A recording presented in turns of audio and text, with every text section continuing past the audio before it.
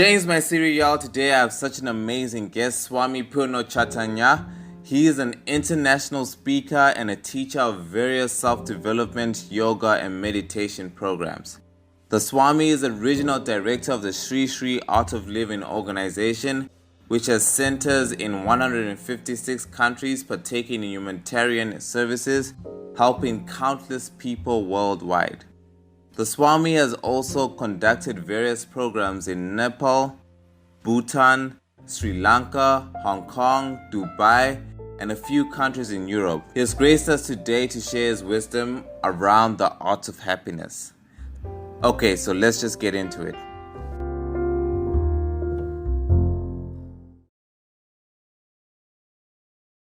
So the first one revolves around the notion of happiness. So there's the notion that there's like a pursuit of happiness. People are only happy when they achieve something or when they're perhaps experiencing something externally outside of them.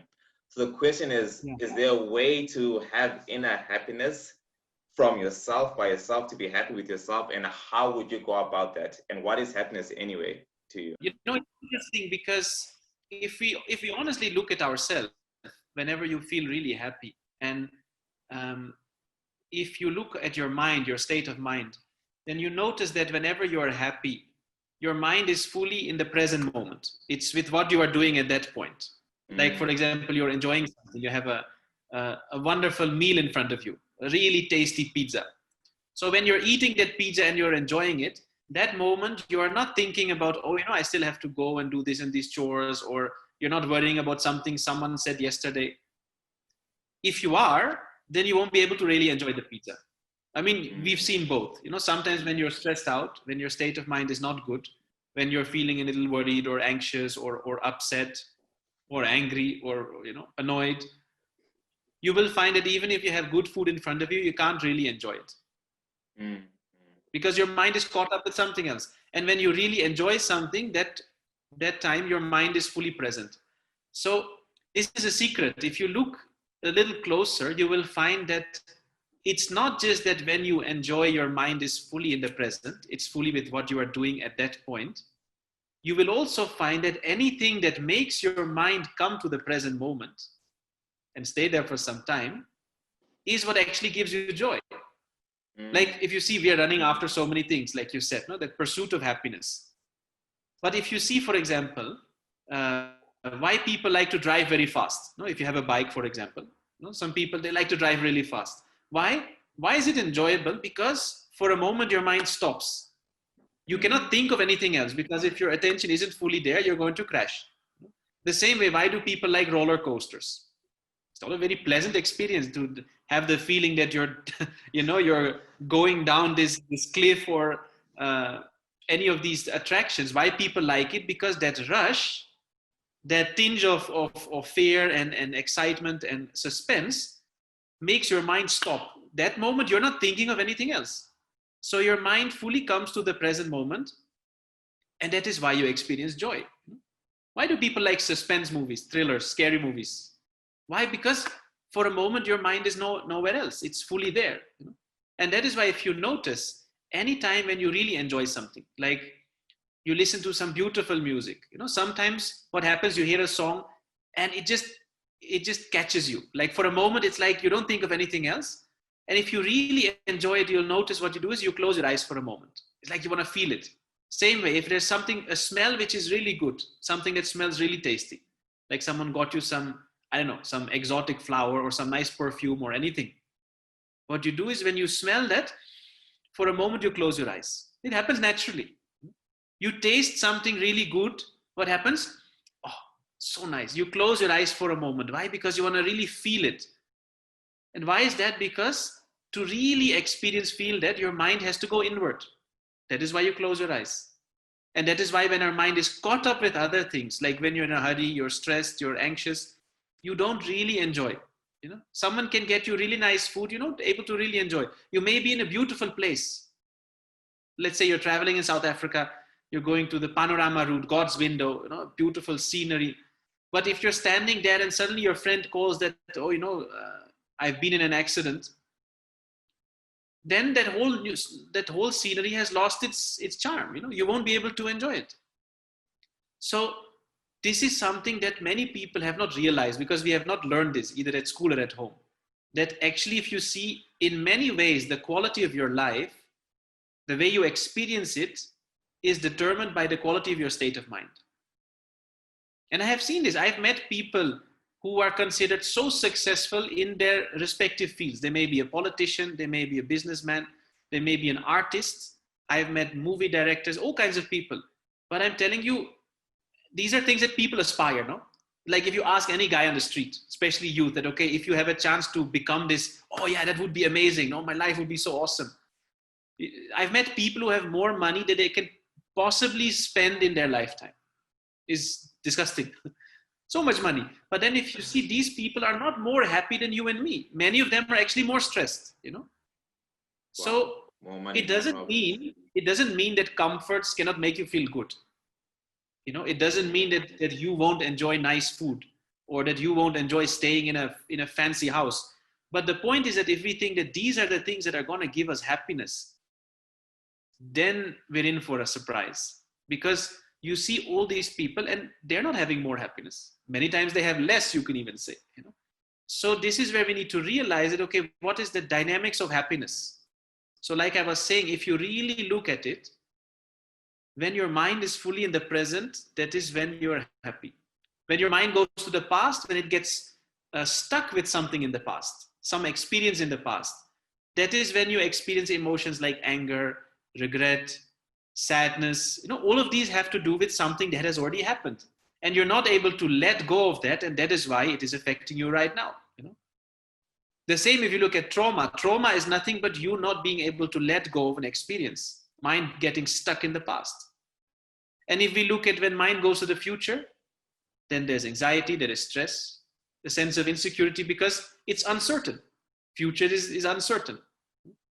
Now you can say, no, but what if you're thinking about something nice that happened in the past, like you're daydreaming and something nice happened, or something that may happen in the future?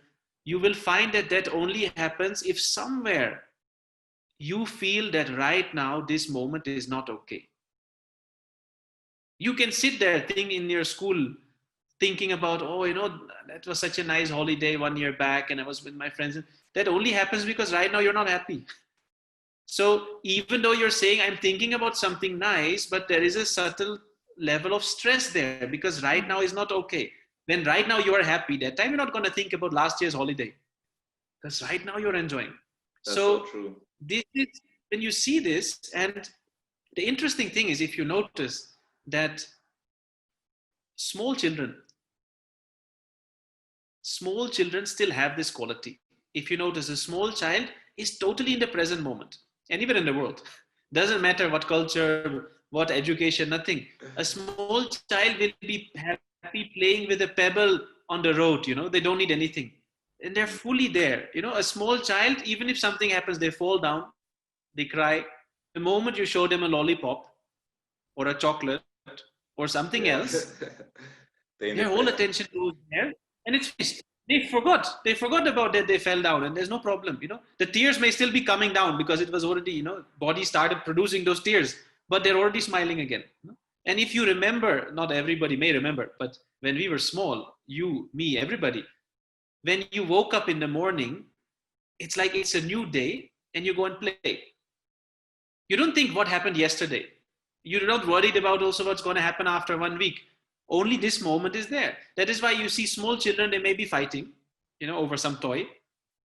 10, 15 minutes later or half a day later, they're happily playing together. They're not holding any grudge. No, but that time you stole my toy. Fully. And that is why if you see, children are very happy. Yeah, it's powerful. They're fully in the present. And this is something that we can learn, that we can, at least to some extent, we can get this back. But for that, you need some practical tools. So, because see, managing the mind through the mind is very difficult. If you're sitting and you're saying, okay, yes, I should be in the present moment, focus on what I'm doing. But if all the time that incident kept coming to mind that yesterday, for example, your girlfriend broke up with you and it's totally unpleasant, then the more you think, I don't want to think about this incident, or I don't want to think about this girl, you're going to think about them more, So what we many times don't realize is that the body and the mind are having different laws. They work along as per different patterns or laws or tendencies. On the level of the body, to do anything, to achieve anything, you need to put effort. If you want to become stronger, you need to exercise. If you want to learn how to play the guitar, you have to practice. Yeah. Anything you need to learn, you need to put effort. But on the level of the mind, it is actually the opposite.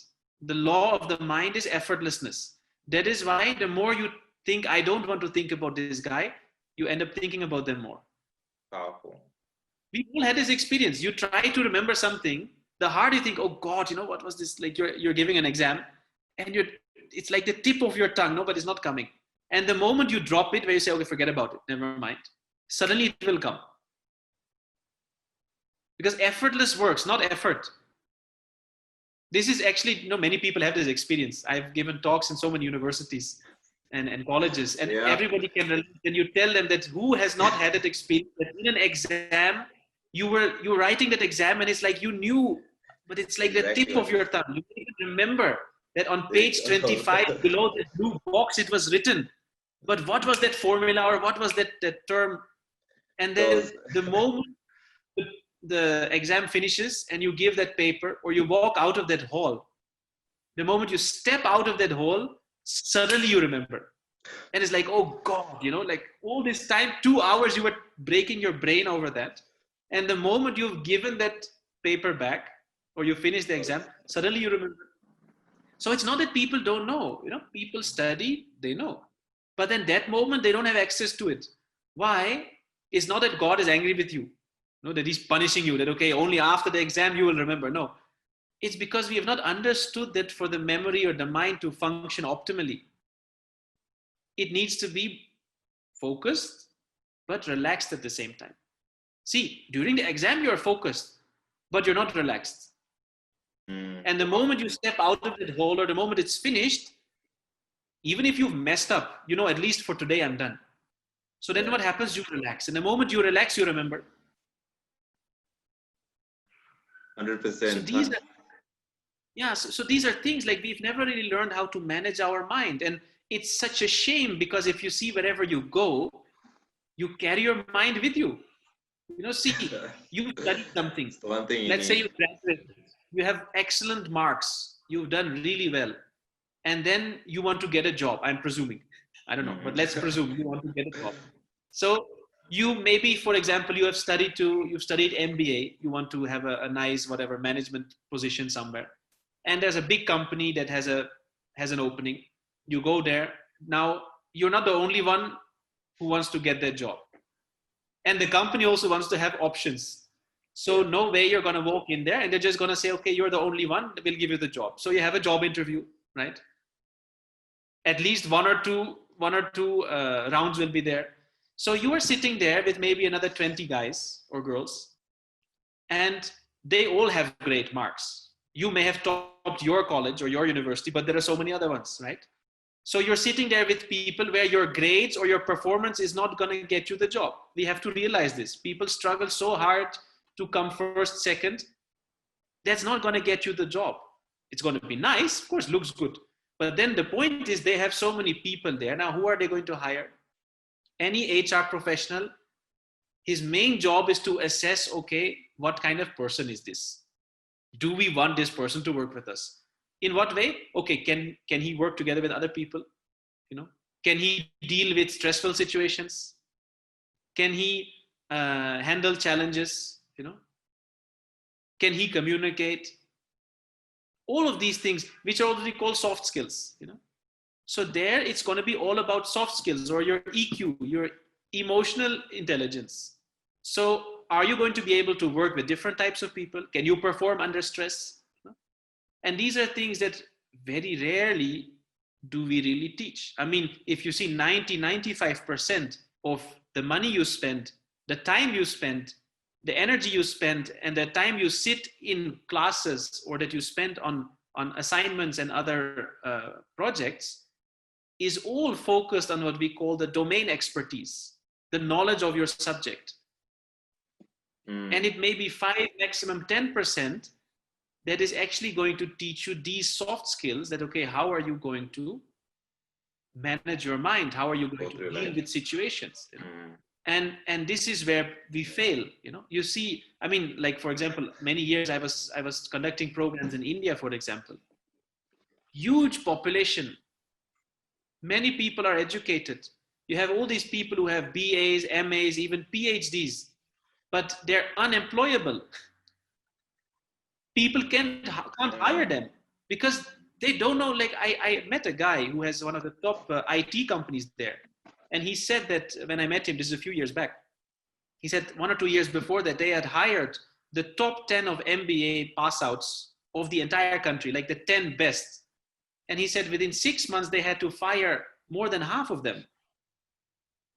Wow. They had the best grades, but they couldn't perform. You know, they couldn't deal with challenging situations. They may have the bookish knowledge, but they don't know how to work together with other people. Practical. So, and this is it's not just your job. This is about life, you know, because your state of mind will affect your relationships, how you interact with people, how comfortable you feel wherever you are. And again, this is all about happiness, because when you feel comfortable, you're happy. If you're not comfortable, if you feel that you have to adjust, you have to pretend you're something you're not gonna relax. You're not gonna feel at peace. You're not gonna be happy. You know. So one tip that I could give people is that, like you said, this pursuit of happiness. No, it's a very tricky term, because somewhere along the way in our life we have started postponing our happiness. Like you said, it's even when you're small. If you have an older brother and you see they're going to high school, suddenly they have a big bag, so many books, calculator, all these things. You think, oh wow, when I get to go to high school, I'll be so happy. And when you reach there, then something else. Oh, when I have a girlfriend, when this girl wants to go out with me, or boy, then you think, okay, when I finish high school, I'll be so happy. Then you want to get into a good college maybe. Then you have to finish that college. Then you think, when I get a good job, when I get a nice house, when I get a car, then so many things. Then maybe you get married, you have children, then you want your children to get a good school. It never ends, you know. And whenever we think that happiness is in the future, believe it, then already forget about it. You're never going to get it, because you're going to keep postponing. Future happiness is never in the future. It is only now.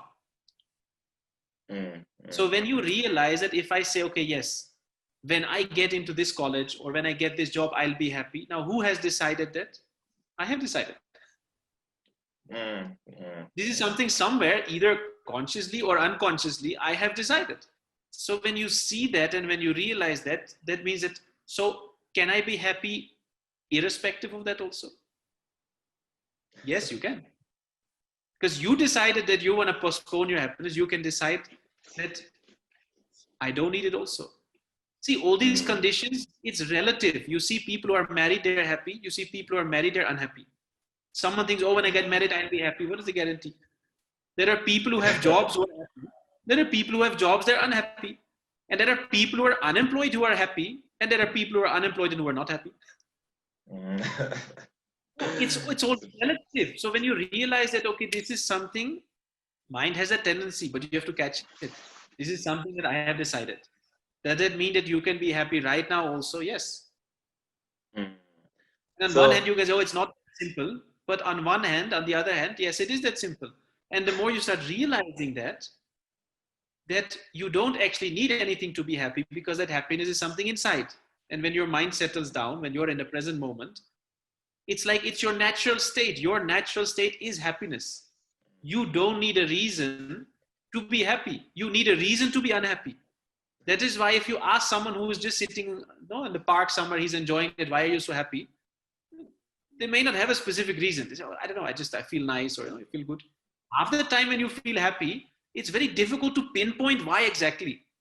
Because all these things is just an excuse. You say, okay, I had a nice meal, but the same thing you had yesterday, you didn't feel this way. But God forbid, if you ask someone who is miserable, that why are you unhappy? They'll give you the whole story. They will tell you exactly, because my boyfriend dumped me, because I lost that job, because this thing didn't happen, that thing. there'll be so many reasons, because you need a reason to be unhappy. You don't need a reason to be happy. And when you realize this, and it takes maybe a little practice, some awareness, but when you realize this, what happens? A beautiful shift happens in life, where you are able to start living your life as an expression of happiness, not as a pursuit of happiness. Wow. And this is a drastic change. I can tell you, because it's my experience. I've been teaching people, training people, and you see that maybe nothing changes in your life. You have the same terrible neighbor, you have the same annoying mother-in-law, you have the same boss who shouts at you, or the same dog that never listens to what you say. All of those things may be exactly the same, but the quality of your life can be drastically different. Where you are doing something not because you think and hope that maybe in the future it may make you happy, but you can do those things happily. That's so powerful. Does meditation help in teaching you to be in the present tense, or what is meditation? Because there's a lot of different connotations and definitions out there. What's meditation to you? What's its benefits, and does it help you to be in the present tense? So the thing is that nowadays meditation has almost become like yoga. Everybody knows about it. Hardly anybody really knows what it is. Many people think they have experience without actually experiencing. Yoga also, if you see, everybody has tried yoga. Yeah. But proper yoga, very few people have actually experienced. Because now there are so many things. You even have goat yoga, bear yoga, God knows what. It has nothing to do with yoga.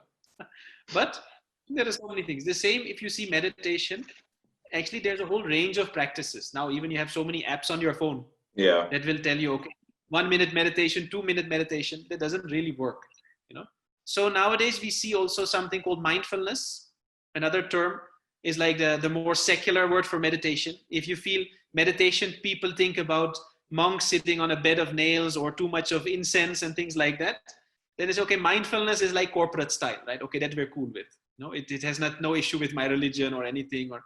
But mindfulness actually is also, it's not exactly the same as meditation, because in mindfulness they say, okay, becoming fully aware of what you're doing right now or what is happening right now, which is a nice exercise for people who got so used to multitasking, because that we're all doing. You're eating your food, checking the mail on your phone, watching the news, and maybe also it counts as spending time with your family because you're sitting at the same table. But we're so used to doing so many things at the same time, which obviously takes its toll because your mind has to digest so many impressions. So in such a scenario, you can say, yes, it's good to be mindful, do only one thing at a time, focus your mind there fully. Yes, it makes you more focused. It makes your mind less scattered. But meditation is something beyond that, because true meditation is what? It's, you can say, the art of doing nothing. Actually going beyond the mind, where you allow the mind to settle down. And this actually allows you to get a deeper rest mentally than even in sleep. Because when you're sleeping, still you're having so many dreams, it's digesting so many impressions. But when you meditate, you consciously go into, like, you take your mind to a state where you can say it's restful alertness. So when I was talking about that example, where you have to be focused and relaxed at the same time. So how to learn that, how to practice that? That very practice is exactly what meditation is. Because in meditation, you're aware, you're not sleeping. You're aware, at the same time, your mind is fully relaxed. And this is something that you can learn, like this is something I have been teaching for so many years, so many places. And it's not even so difficult, but you need someone to guide you initially, because like I said, the mind works in different laws than the body. So people think meditation means focus, effort. But the whole point is, like I explained, that mind works on the principle of effortlessness. To harness that ability, that power, that principle, you need to learn. So it's a skill that comes by practice. It's not a skill that comes by intellectually knowing something, like driving a bicycle. I'm sure here you guys have also driven bicycles. Yeah. In Holland, everybody has a bicycle. So we have more bicycles than cars. So the thing is, when you have to learn to drive a bicycle, intellectually you can know, okay, yeah, you're supposed to balance this and that. But when you get onto the bicycle, then you realize, oh, I need to practice. because initially you fall over, and then you go to, and slowly you learn how to balance to the extent that I can drive without hands now on a bicycle. I don't need to keep my hands on the steering, because you can balance with your body, but you have to learn it, right? So the same way, with practice, you learn how to relax the mind. And the beauty is when the mind relaxes to that extent that it also starts throwing off unnecessary stresses, strains from the nervous system. So that naturally brings your mind more to the present moment. Because mind is so good at grasping things. We are very good at remembering insults and bad experiences and all these things. That happens automatically, but we have not learned how to let go of it again. So it's like you are upset or angry with something or someone, and you want to feel better, but it's like mentally you have caught hold of that anger or that frustration, and you're asking, why are you not leaving me? But you are not letting go. That emotion would have come and gone, but we keep chewing on it, Yeah. 100%. So learning how to let go, that is meditation. And it is such a powerful tool. I mean, that is why, of course, nowadays you see even some of the top universities, even corporates, they have started making these kind of programs part of their curriculum or their weekly routine, because they have realized that when people are less stressed, then they perform better. Yeah, they're more productive, they're more happy, they're nicer people. And it affects all those aspects. It's not just your performance, it's even your social interaction, your physical and mental health, all of these things. But I think as a key takeaway, one of the main things that, because you're asking about the happiness, is that this is really something I want people to stop for a moment, pause and look in their life. That just observe how that mind works. That really, it's when your mind is in the present, that is when you feel happy, you feel peaceful. So anything that puts it there is just an indirect means. Like one day it could be a nice movie. You watch a movie and you feel so good. Say that 1 week later you watch the same movie, it's not going to have the same effect. That's why sometimes you hear a song for the first time and it makes you feel so good. You're like, oh, nice. Then you download it, and then later when you listen to it, it's like, yeah, it's okay. It's nice, but it doesn't give you that same feeling. Why? Because it was just something, it was a trigger that put you back in your center. But that feeling only comes when you're centered. And the more you become stress-free, the more you become, your mind becomes more settled and centered and peaceful, then you realize that you don't need anything to feel good. I'm busy from morning till evening, doing productive things, not like, oh, my favorite hobbies, but I really enjoy, I can clean a toilet and enjoy it. Why? Because it has nothing to do with the toilet. If your mind is fully there, if you do something 100%, you will enjoy it. That's amazing. And so I love the notion of the law of mind and effortlessness, because one of the questions I have here is, how does one handle negative thoughts? And I just wanted, does that go in being like putting no effort because it's what you resist persists type of narrative? What's your perspective on that? How do you get rid of negative thoughts? I mean, this is what we have all experienced, that the more you try to resist it, it persists. The more you think, I don't want to think about this guy, it's not going to go away. That is also one of the things I feel that's tricky about this mindfulness, because people sometimes think that's the same as meditation. They think, okay, meditation is good, let me do mindfulness. But if a person is disturbed, if you have some negative thoughts, some unpleasant thoughts, then if you tell a person, okay, you go and sit and observe that thought 100% and be with it, they're going to feel worse. They're not going to feel better. So there, you giving attention to that thought or you resisting that thought, either way you're in a soup, because it's going to grow. It's going to build a house and be there with its whole family, So there, like I said, it's a skill of effortlessness. Now, sometimes you need some help there. That is why when we teach our programs, like you have experienced, some of the programs of the Artofliving, what we do is that we also teach some breathing techniques, some breath work. Why? Because the breath is something very tangible. Managing the mind through the mind is very difficult. Thoughts are very subtle thing, but breath is tangible. So if you change the way you breathe, what happens? You also change your state of mind. This is, again, it's one of those secrets that we should have learned back in school. Because see, when you get angry, what happens? Your breathing changes. If you're really angry, the rhythm in the breath changes. When you're emotional, it's a different rhythm. So each emotion, each state of mind has a corresponding rhythm in the breath. And they did a research in Europe quite a few years back where they found out that this works both ways. So you can reverse this. So they had people watching movies, different types of movies that would induce certain emotions. They will feel happy or sad or emotional.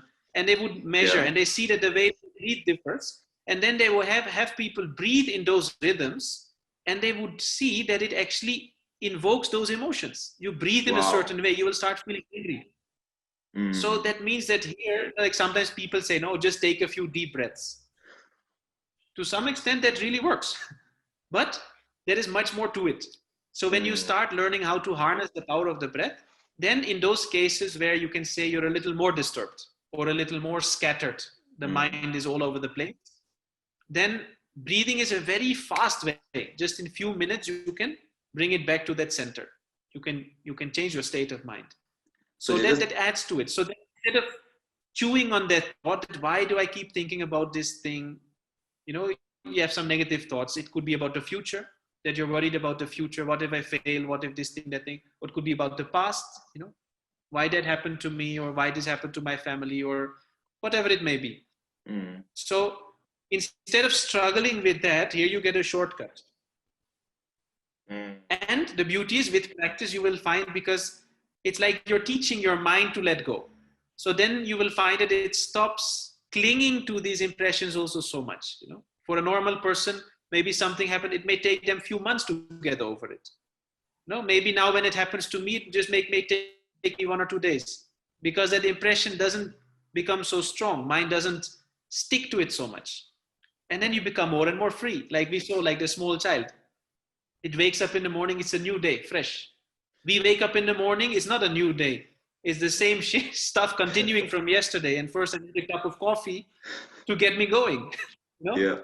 So I really want to encourage the viewers. Yeah, sorry, continue. So we need to learn some of these things. It's like your phone. If you have too many apps on your phone and you don't clear the memory, then it starts hanging. It doesn't function 100%. So we have so many programs running in the background and we don't know how to shut it off. So all your work memory, your cache is all full. We don't know how to clear it. And then it's no surprise that people say, I'm confused. I don't know what I want to study. I don't know what job I want to do. I don't know what I want to do with my life. Of course you don't know. It's a zoo in there. It's a chaos. So we need to learn how to empty that. Like dental hygiene, you brush your teeth every day. I mean, I hope you do. It's recommended. The same way we need to have mental hygiene. Every day you take a shower, the same way you should have a way to clear your mind. It makes such a difference, I tell you.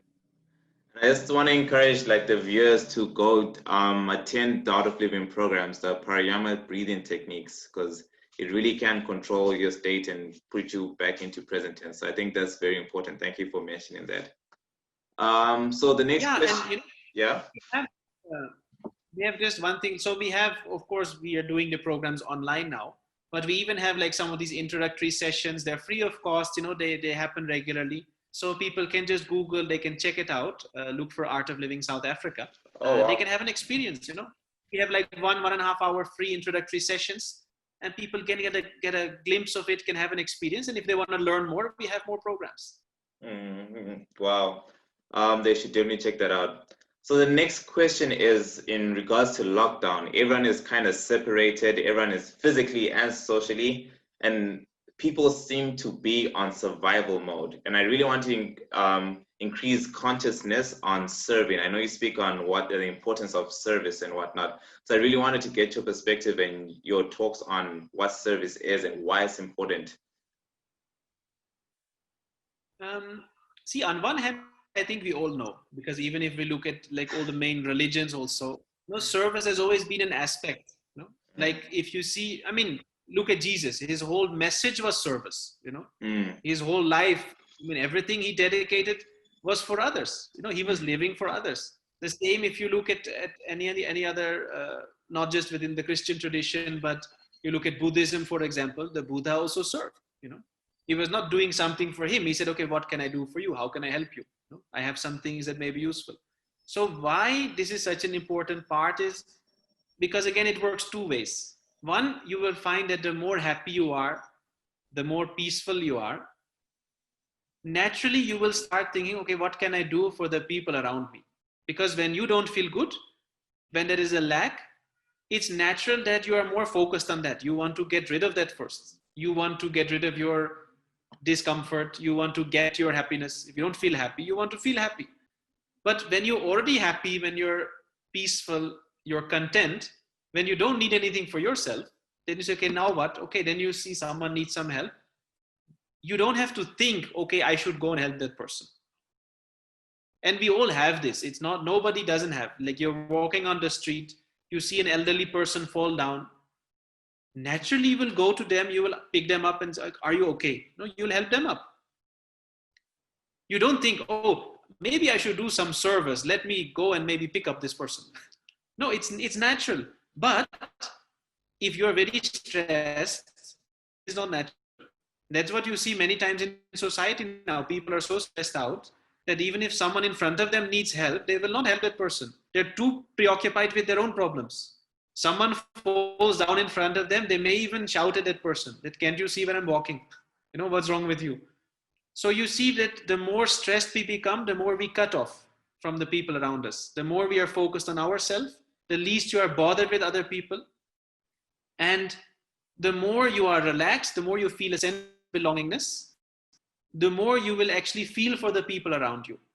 So especially when people now, if they feel a little lonely, they feel stressed and all that, you can use this the other way around. You start helping people, you will see immediately it will change your state of mind.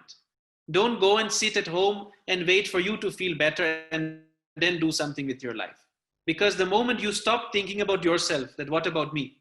And the moment you start helping other people, on a subtle level, you're conditioning your mind not to worry about yourself. And this is what will make you more free and more happy. If you want to be depressed, if anybody here, anybody who's watching or listening, if you have this goal in life or this dream that I want to be depressed, I can give you a simple one-line mantra how to get depressed. Just keep sitting and thinking, what about me? Definitely you will get depressed. Very simple.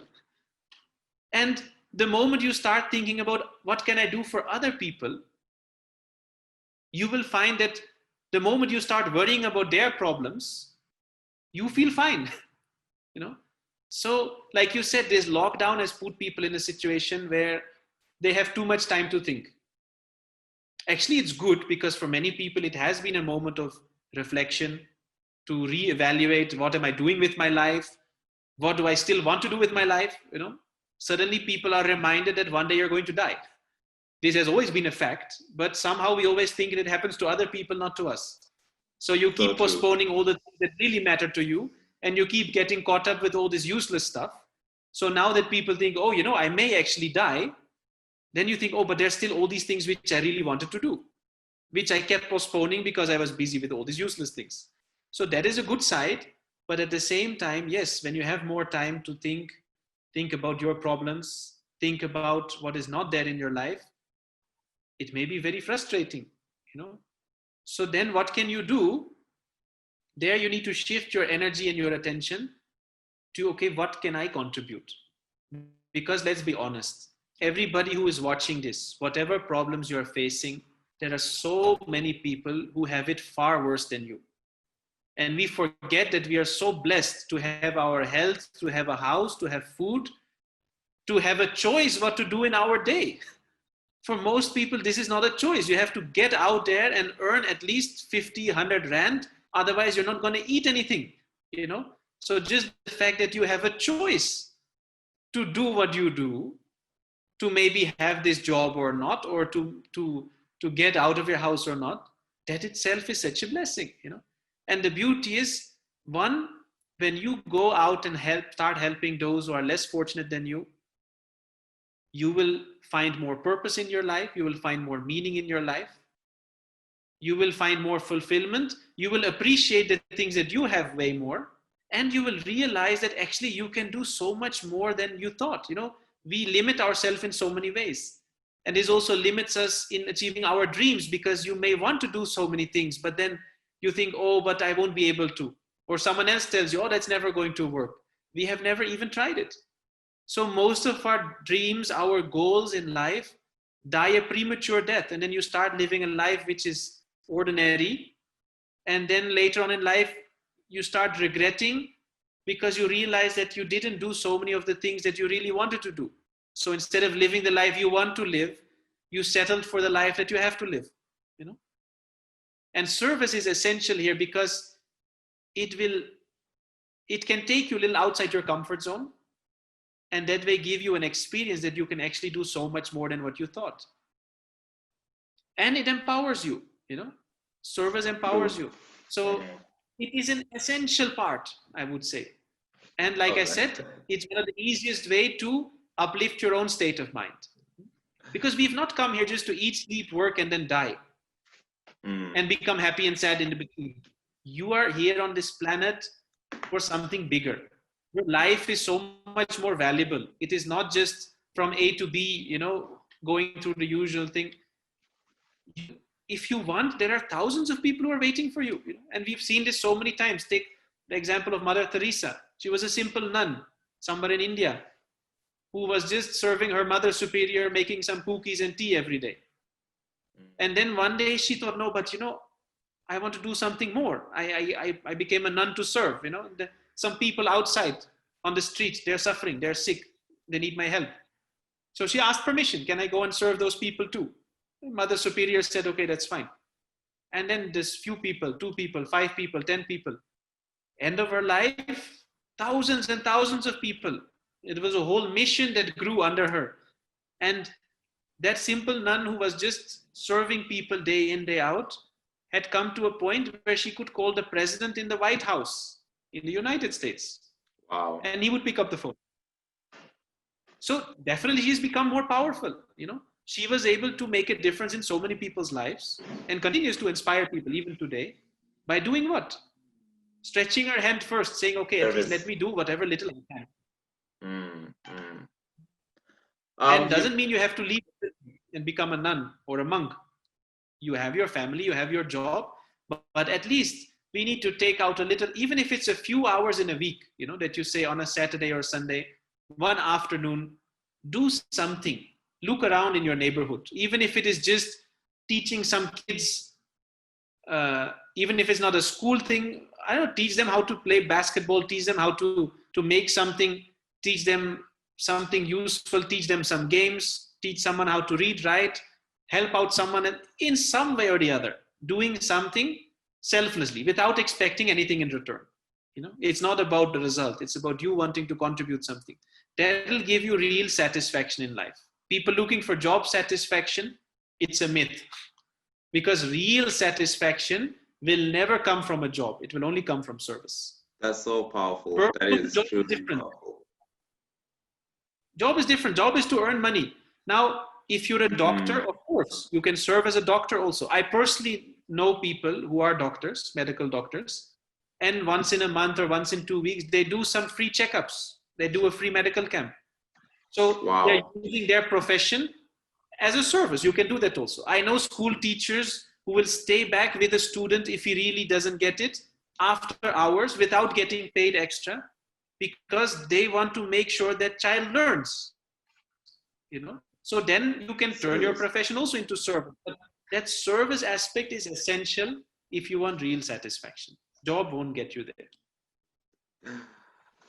So I ask this question to everyone who comes on the podcast. And the question is, if someone was to be stuck in a room with you for 60 seconds and ask you what is the best way to have a successful, holistic life, what would you say to them? In 60 seconds. Okay, should I time it? Let me make go boy if you need to. If you get, well, I'm going to give you value for your money. I mean, no money, but so I would tell them that, one, happiness is only now, never later. So don't postpone your happiness. Instead of trying to pursue it, like I said, life should not be a pursuit of happiness. It can be an expression of happiness. Two, to really be fulfilled and contented in life, we also at least need to spend some time serving other people. Three, life is too short to worry, bicker, and regret. Here's the time that you are here, use it to make a difference in other people's lives. And four, your family commitments, job work around the house is never going to end. So don't think that you're going to finish all those things first and then do the things that are really important in life. Wow. We have a responsibility. You need to take care of that also. At the same time, you need to make time every day to do those things that are really important for you. Wow. My 60 minutes are up. That was so powerful. I'm sorry I went overboard by like 12 minutes. Oh, that's okay. I'm so grateful. I'm so grateful for your time that you've given me. This is so amazing. Like, I've learned to be in the present tense, and that you decide happiness. Even if you're saying I'll be happy when this is your decision, and that was just like super powerful for me. I can't thank you enough for your time. Thank you so much. Maybe we can say present moment, because present tense, the word tense already means tense, right? We should be relaxed. Yeah. present moment. Thank you so much. Yeah. So it was useful. I hope it was able to contribute something to people's lives. And like I said, at least for the programs that we are conducting, people are most happy. Just Google, all the social media, Art of Living South Africa. My name is there on the screen. So if anybody wants to reach out to me, just drop me a message on anything, whether it's Instagram, Twitter, Facebook, It may take me 1 or 2 days to reply sometimes. I do get a lot of messages, but feel free to reach out. We are here to serve, basically.